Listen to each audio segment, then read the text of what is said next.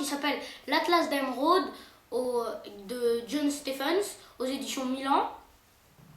Et alors, en fait, c'est l'histoire de 3 enfants qui ont des pouvoirs et qui vont être envoyés dans un orphelinat qui est dans une ville perdue dont on ne connaît pas le nom.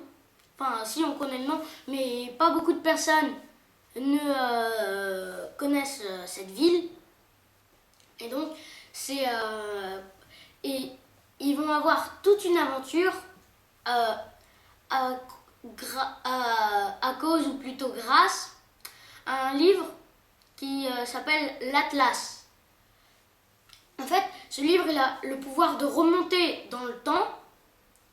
Et il y a que quelques personnes qui peuvent savoir où est vraiment l'Atlas, le véritable Atlas. Et il y a que ces 3 enfants plus un magicien qui peuvent ouvrir la porte qui mène à cette chambre forte où est gardé le livre. Et ils vont s'attacher à des personnes qui vont les aider au cours de leur aventure. Il va y avoir Gabriel, c'est un géant d'une tribu qui vit par-dessus les montagnes. Et par un nain aussi. Il va y avoir il va y avoir 2 nains, pardon, qui vont les aider, qui vont les aider dans leur aventure. Il va y en avoir un qui va les surveiller pendant leur voyage pour aller à cette chambre forte. Et il va y en avoir un autre qui devait être le roi à la place de son frère.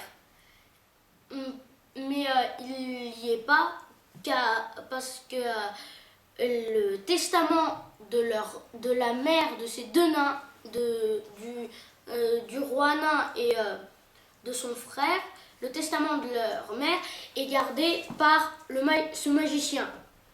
Ce magicien s'appelle le Dr Pym et il va beaucoup les aider dans leur aventure. Et c'est pour ça que moi je l'ai beaucoup aimé, parce qu'il y a beaucoup de personnes qui les aident et qui vont retrouver à la fin de leur épopée.